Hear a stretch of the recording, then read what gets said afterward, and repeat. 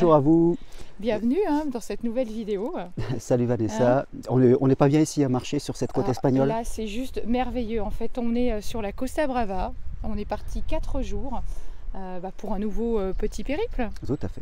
Et justement, ce périple, comme tu le dis, c'est qu'on est aussi en train de réfléchir sur nos prochaines marches de Compostelle en 2020 que nous allons faire avec vous. Et justement, Vanessa, toi qui accompagne les personnes sur l'affirmation d'elles-mêmes, que ce soit la prise de parole en public, mais aussi la prise de parole dans le domaine privé, qui est toujours une difficulté pour pas mal d'entre nous.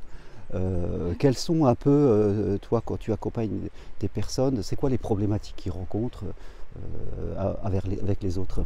En fait, alors déjà, j'ai juste un petit peu envie de rebondir sur la notion de prise de parole en public, parce que c'est vrai qu'en réalité, la prise de parole, c'est pas que la prise de parole en public, dans le sens on parle, il y a devant plein de monde, etc. En fait, la prise de parole, c'est partout, tout le temps. Tu vois, là, on est tous les deux.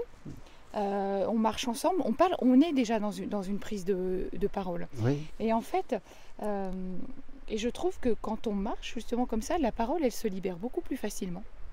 Et c'est un petit peu le but dans les marches qu'on fait, c'est d'amener les personnes véritablement à se libérer au niveau de la parole.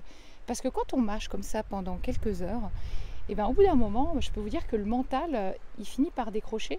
Et on est beaucoup plus connecté là, à son cœur. Et on parle beaucoup plus. Maintenant, pour répondre un peu plus précisément à ta question, en fait, moi j'ai remarqué que les blocages, ils sont souvent un petit peu les mêmes. C'est soit, en fait, on a peur d'avoir rien à dire, que notre histoire n'est pas intéressante, que les autres en face, ils vont pas être réceptifs, donc à quoi bon parler. Ça peut être cumulé en plus à de la timidité. Parce qu'un jour, une fois, on a pris la parole et que ça s'est pas très bien passé, en fait, on en a fait une généralité. On s'en dit, de toute façon, moi, je suis timide et prendre la parole, c'est pas pour moi. Ça vient aussi, tu sais, dans l'expression, et ça, on le travaille souvent ensemble, tu sais, dans l'expression de nos besoins, en fait. C'est qu'on n'exprime pas véritablement nos besoins à l'autre. Et on aimerait que, comme par magie, la personne en face devine, en fait, ce dont on a besoin, justement, nos désirs, etc. Mais en fait, si vous, là, vous ne donnez pas votre mode d'emploi, n'attendez pas que l'autre en face, il comprenne ce que vous voulez vraiment. Et d'ailleurs, on le sait, la plupart des conflits, en fait, proviennent d'un besoin non exprimé.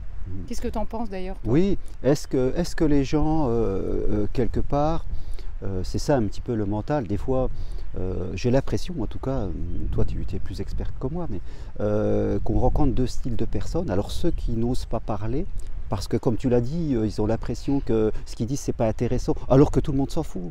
On a juste envie que tu sois toi et que tu donnes ton avis. Et puis des fois on rencontre des gens qui parlent trop, par histoire de compenser, tu vois, faites compte, et qui en disent trop, et quand on parle trop, on t'écoute pas. Quelque part, c'est deux facettes qui permettent d'exprimer un peu notre mal-être face à l'autre. Et toi, qu'est-ce que tu apportes de façon simple aux gens, justement, qu'est-ce que tu leur permets de dépasser? Mais en fait, moi, je travaille avec plein de petits outils.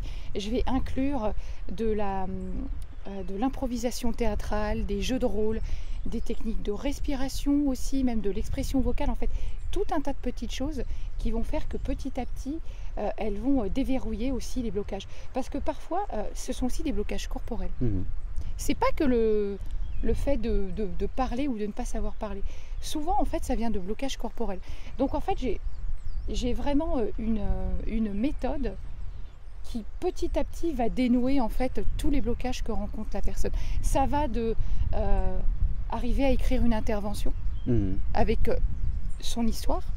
Parce qu'en fait, aujourd'hui, on s'aperçoit que tout ce qui est storytelling, ça fonctionne bien. Mais attention, à partir du moment où c'est du vrai storytelling, où on est émotionnellement impliqué. C'est quoi storytelling? Le storytelling, c'est le fait de raconter son histoire, qu'elle soit, comme je le disais, émotionnellement vraie, mais un tout petit peu romancée, en fait, pour le bien du public, entre guillemets. Voilà. Ok. Et voilà. J'ai remarqué justement quand on fait les marches sur Compostelle qu'il y a des gens qui viennent seuls, qui ont ce courage de partir de chez eux seuls. C'est pas facile hein, d'aller vers un groupe que tu connais pas. Alors le premier jour, ils sont un petit peu silencieux, pour certains un peu en retrait. Tu vois, on est toujours tous un peu timides. Hein, mais ça dure pas longtemps. Non, ça dure pas. Déjà à la fin du premier jour, le mouvement, le fait de vivre des choses ensemble fait qu'au niveau de l'ouverture à l'autre, tu progresses et qui fait de compte dans un temps court de 3-4 jours, tu deviens vraiment, tu as l'impression que les gens tu les connais depuis longtemps. Mais c'est ça en fait, c'est que tu vois ça fait quelques marches maintenant qu'on organise ensemble, à chaque fois on arrive en fin de journée mais dès le premier jour il y a des fous rires qui éclatent. D'accord.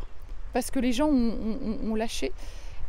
Et c'est vrai, ce que j'adore, c'est que ce sont des personnes qui peut-être ne se seraient jamais rencontrées autrement que dans ces marches. Sûrement. Et il y a des liens incroyables qui se créent. Et d'ailleurs, tu vois, on l'a vu, tous les groupes, en plus, je vais vous dire un truc absolument fantastique, c'est que tous les groupes, à chaque fois qui se sont créés dans nos marches, en fait, ce sont des personnes qui avaient besoin de se rencontrer à ce moment-là. Et pour chaque groupe, c'est à chaque fois la même chose. C'est que ce sont les personnes qui se sont connectées lors d'une marche, eh ben, elles ne se seraient peut-être pas connectées de la même façon lors de la marche précédente. Non, elles devaient venir à cette marche-là parce que c'est dans cette marche-là qu'elles vont connecter avec les gens. Et à chaque fois, ça fonctionne comme ça. Ouais, une genre de synchronisation. De synchronicité qui se crée. Franchement, c'est magique. En tout cas, pendant les marches, donc toi tu amènes des choses pour travailler. J'amène des clés sur l'affirmation de soi. Ouais, sur, ça reste un point central quand même, ouais, je veux dire. Ouais. Sur oser aller vers les autres aussi, parce que voilà, on vient effectivement, on vient chercher quelque chose, on le dit à chaque fois. Quand vous venez marcher avec nous, vous venez et vous posez une intention pendant votre marche. Et toujours formulée au présent, évidemment. Ok. Bon. Voilà. Merci Vanessa. Donc merci à toi. On a toutes les infos sur le site Unicoach, oui. ton site et le mien germainroncari.com. Parce qu'on a programmé, hein, toutes les dates de 2020 sont déjà là. Et franchement, si vous avez envie de vivre une aventure différente, en tout cas une expérience qui va vraiment vous changer d'ordinaire ou même casser un petit peu vos routines, vivre d'autres choses, pas toujours les mêmes vacances. On propose aussi cette année, on propose une marche longue d'une semaine au mois de juillet, je crois.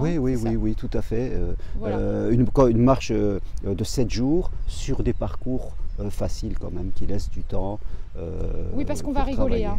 Voilà. On va travailler, mais on va rigoler, on va faire des baignades. Exactement. Aussi. Du fun, du plaisir, du dépassement, de la reconnexion pour soi aussi. Super. Voilà. Merci, merci Germain. Bye. On continue, on continue, parce qu'on a encore quelques kilomètres là. Ouais, et le vent se lève. Et le vent se lève. On vous dit à très vite. Au revoir. À bientôt.